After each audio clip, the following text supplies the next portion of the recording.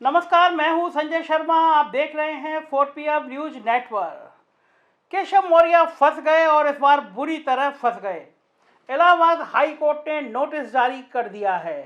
केशव मौर्य को तलब करने को कहा गया है। केशव मौर्य से जवाब मांगा गया है। मकान के कब्जे को लेकर मामला है। केशव मौर्य को समझ में आ रहा होगा कि योगी आदित्यनाथ के कैंप से उलझने के नतीजे क्या होते हैं। मामला कहां तक, कब तक, कैसे पहुंचाया जाता है, यह सरकार को बहुत अच्छी तरह से आता है। 5 साल से केशव मौर्य की बैंड बजा रही है सरकार और अभी भी बैंड बजना बंद नहीं हुई है। जिस समय योगी आदित्यनाथ जी को लग रहा है कि केशव मौर्य उनके बड़े विकल्प के रूप में उभर रहे हैं, तो कहीं और से परेशानी ना हो, इसके लिए तमाम लोग, तमाम उनके चाहने वाले कोशिशें जारी रखे हुए हैं। इस सरकार में बड़े बड़े मुकदमे वापस हो जाते हैं, हत्या के मुकदमे वापस हो जाते हैं, डकैती के मुकदमे वापस हो जाते हैं, अपहरण के मुकदमे वापस हो जाते हैं, मगर केशव मौर्य को छोटे से छोटे मामले में अदालत तलब कर लेती है। मैं न्यायमूर्ति जी आपके लिए कुछ नहीं कह रहा, क्योंकि मैं कंटेम्प्ट का भागीदार नहीं बनना चाहता। कल को मेरे को हाजिर करेंगे कोर्ट में और सजा फरमान सुना देंगे। इसलिए हजूर आपके ऊपर कोई सवाल नहीं, लेकिन सवाल यह है कि इस मामले में, छोटे छोटे मामले में केशव मौर्य की परेशानी कोर्ट से अचानक बढ़ने क्यों लगी है। ताज़ा मामला इलाहाबाद हाई कोर्ट का है। एक व्यक्ति हैं विष्णुमणि त्रिपाठी, उन्होंने याचिका दायर करी और कहा कि इलाहाबाद के कालिंदीपुरम स्थित मकान को उसने राकेश गुप्ता और अंजना गुप्ता से खरीदा था। बाद में डिप्टी सीएम केशव मौर्य की शय पर याची के मकान को खाली करवा दिया गया और कुंती देवी नाम की महिला को कब्जा दिला दिया गया। याची ने मकान की खरीद और बाकी पेपर भी पेश किए। इस दौरान कोर्ट के सामने एक खत रखा गया जो केशव मौर्य का पत्र था। यह पत्र मौर्य ने एसएसपी प्रयागराज को लिखा था और कहा था कि याची के मकान पर कुंती देवी को कब्जा दिलाया जाए, क्योंकि मकान कुंती देवी का है और उनको अवगत कराया जाए। अब अगले मामले की सुनवाई 10 जनवरी को होगी। मैं बहुत छोटा इंसान हूँ, कोर्ट के मामले में टिप्पणी करने में अपने आप को अक्षम महसूस करता हूँ। कोर्ट ने फैसला दिया है तो कोई जानबूझकर, सोच समझकर किया होगा। जाहिर बात है कि कोर्ट, हाई कोर्ट इतने आराम से नोटिस जारी नहीं कर सकता होगा, लेकिन सवाल विष्णुकांत त्रिपाठी जी, विष्णुमूर्ति त्रिपाठी जी की याचिका पर है। अचानक इलाहाबाद से याचिकाएं क्यों शुरू हो गई हैं, कौन है इसके पीछे। कुछ दिनों पहले केशव मौर्य की डिग्री को लेकर विवाद शुरू हुआ। हाई कोर्ट, वहाँ के कोर्ट में, न्यायालय में एक रिट जारी गई, नोटिस जारी किए गए और जैसे ही नोटिस जारी होते हैं, एक बहुत बड़ा कैंप लगातार मीडिया को ये खबरें भेजने में जुट जाता है कि देखो केशव मौर्य तो बदनाम आदमी है, इनको तो कोर्ट में फंस गए, अब तो ये बेकार हो गए, अब तो इनकी पेट्रोल पंप की जांच हो जाएगी, अब इनकी डिग्री की जांच हो जाएगी, अब तो ये डिग्री जब फर्जी हो जाएगी तो ये फंस जाएंगे, राजनीति नहीं कर सकते।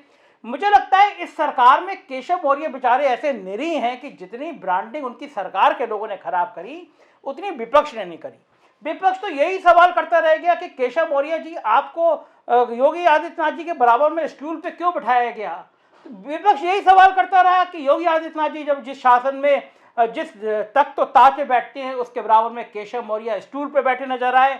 यह आरोप लगाता था कि इस सरकार में पिछड़ी जातियों की यही हैसियत है, यही उनकी औकात है कि उनको स्टूल पे बिठाया जाता है। इस तरह के तमाम आरोप केशव मौर्य पर लगाए जाते रहे, लेकिन केशव मौर्य की बैंड तो उनकी सरकार के लोग ही बचाने पर तुले हुए हैं। बेचारे पिछड़ी जाति के क्या हुए, उनको बिल्कुल दरकिनार करके रखा हुआ है। पहले 2017 से पहले केशव मौर्य, हर तरफ केशव मौर्य। अचानक पार्टी के प्रदेश अध्यक्ष बने थे, भाई ने दिन रात एक कर दिया था कि मेहनत करके बिल्कुल बम्पर जीत दिलानी है। बिल्कुल केशव मौर्य जी को सपने में भी मुख्यमंत्री की कुर्सी नजर आती थी। पूरे उत्तर प्रदेश के पिछड़ी जाति के नेताओं को लगता था कि हमारा एक नेता पिछड़ी जाति का नेता बन गया मुख्यमंत्री। अब तो बड़े बड़े होर्डिंग लग रहे थे, मोदी जी के साथ, नड्डा जी के साथ, अमित शाह जी के साथ केवल केशव मौर्य नजर आ रहे थे। और सरकार बनने के बाद फिर केशव मौर्य मुख्यमंत्री तो छोड़िए, विपक्ष के किसी नेता की भी इतनी दुर्गति नहीं हुई जितनी केशव मौर्य की हुई। तमाम वीडियो में मैं आपको बता चुका हूं कि किस तरह पंचम दल पर जहां मुख्यमंत्री बैठे हैं, उनके दफ्तर की नेम प्लेट उखाड़ के फेंक दी गई कि तुम यहां बैठोगे। तमाम उनके ठेकों की जांच हुई और इस बार बेचारे प्रधानमंत्री ने उनको मिलने के लिए क्या बुला लिया, हाई कोर्ट से नोटिस जारी हो गया। आज 10 जनवरी डेट है। केशव मौर्य चुनाव प्रचार करें, हाई कोर्ट देके क्या करें। कुछ दिनों पहले उनसे हेलीकॉप्टर छीन लिया गया, बेचारे कार से एक जिले से दूसरे जिले में प्रचार करने जा रहे हैं। आपने देखा होगा, जैसे ही मैंने वो वीडियो बोला हड़कंप मचा, दिल्ली दरबार तक मामला पहुंचा तो हेलीकॉप्टर तो मिल गया, लेकिन प्रधानमंत्री ने बुलाया, पूछा, हालात पूछे।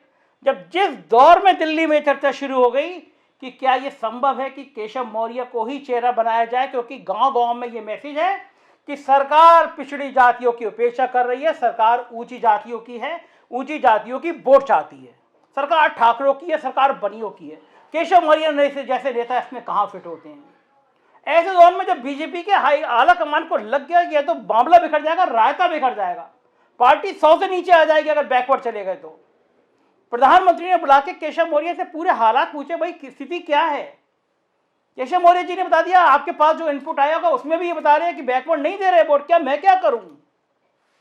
और बैकवर्ड नहीं दे रहे तो बैकवर्ड तो तभी देंगे जब उन बैकवर्ड को लगेगा, पिछड़ी जातियों को लगेगा कि उनके बीच का एक नेता मुख्यमंत्री बन सकता है, ये ऊंची जाति वालों के प्रकोप से हमें एक आदमी बचा सकता है। तो फिर केशव मौर्य वो व्यक्ति हो सकता है। नाम चलता, नाम चर्चा चलती, तब तक इलाहाबाद हाई कोर्ट से आज एक खबर आ गई कि मकान के कब्जे को लेकर केशव मौर्य को इलाहाबाद हाई कोर्ट ने नोटिस भेज दिया कि भाई आपने मकान कब्जा क्यों कराया। मुझे याद नहीं आता उत्तर प्रदेश के कौन कौन से मंत्रियों को, प्रमुख मुख्यमंत्रियों को, किसको इस तरह के नोटिस भेजे गए हैं। तमाम खत विधायक मंत्री लिखते रहते हैं, भाई ये पीड़ित है, मेरे पास आई, इसकी मदद कर दीजिए, इसके मकान पर कब्जा दिला दीजिए। तो इसमें कोई मिनिस्टर या डिप्टी सीएम का इन्वॉल्वमेंट कितना होगा मुझे नहीं पता, कि केशव मौर्य की नीयत भी उस मकान पर इतनी होगी कि वो कब्जा कराने, कुंती देवी नाम है ना, हाँ, कुंती देवी के बहाने वो कब्जा कराने जा रहे हैं, मुझे तो नहीं लगता। केशव मौर्य को जाल में फंसाने के लिए इस समय बड़े लोग लगे हुए हैं।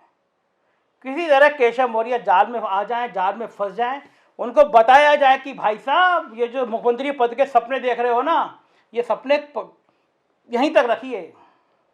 अब मुझे नहीं लगता कि केशव मौर्य जाल से कैसे निकलेंगे, 10 जनवरी को सुनवाई में क्या होगा, कौन है केशव मौर्य को जो केशव मौर्य के पीछे इस हद तक पड़ा हुआ है। जाहिर है राजनीति बड़ी निर्मम होती है, बड़ी खूंखार होती है, किसी को नहीं बख्शती। तो आप देखते रहिए राजनीति से जुड़ी बेबाक खबरों के लिए 4 PM को। यही वो चैनल है जो सच और सिर्फ सच बताएगा, बिना किसी डर के बताएगा। हम सरकारों से विज्ञापन इसीलिए नहीं लेते, हमें प्रलोभन नहीं लेते, हमें सच का साथ चाहिए। इतनी बेखौफ होकर अपनी बात कहने की हिम्मत चाहिए। एक नंबर है, मैसेज करिए, मदद करिए, क्योंकि हम बेखौफ होकर आपकी बात आप तक पहुंचाना चाहते हैं, आपको बताना चाहते हैं क्या कुछ राजनीति में घट रहा है। तो बेचारे केशव मौर्य की बेचारगी की दास्तान हम आपको बताते रहेंगे कि उत्तर प्रदेश की भारतीय जनता पार्टी में कैसे एक पिछड़े जाति के नेता की बैंड बजाई जा रही है। देखते रहिए 4 PM, यही चैनल है आपका अपना। Thank you.